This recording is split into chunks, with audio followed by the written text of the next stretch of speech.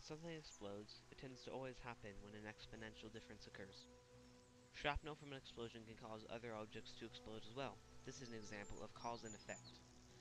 When a nuclear reaction occurs, this is exactly what happens, but on a smaller level.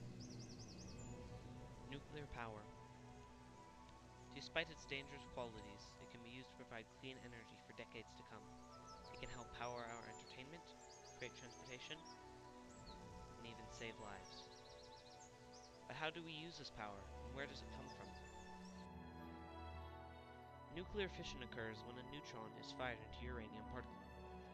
This particle then becomes unstable and splits, releasing 3 more neutrons. These neutrons collide with other uranium particles. This process continues, creating a chain reaction.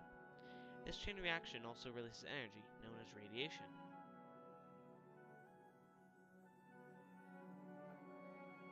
Radiation is, when stated in simplest form, heat. This heat is created from the friction of fast-moving subatomic particles. This radiation can be harnessed for power by simply boiling water. In a nuclear reactor, uranium rods are placed in a containment vessel. Control rods, which absorb neutrons and heat, can be raised and lowered manually depending on how much energy one wanted to make. Liquid sodium is pumped through this building, superheating the liquid to just below its boiling point. This superheated sodium is then pumped through a containment vessel of cooled water. The water then turns into steam. The steam created from this process in turn powers a steam turbine to create its energy. The water is then cooled in the cooling tower, the large curved building often mistaken for the reactor.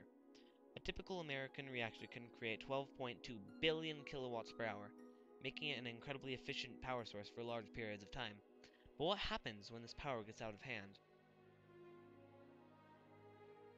When the control rods are unable to move correctly, the uranium can encounter a cooldown, a very expensive situation where the uranium cools down to become inactive and must be replaced.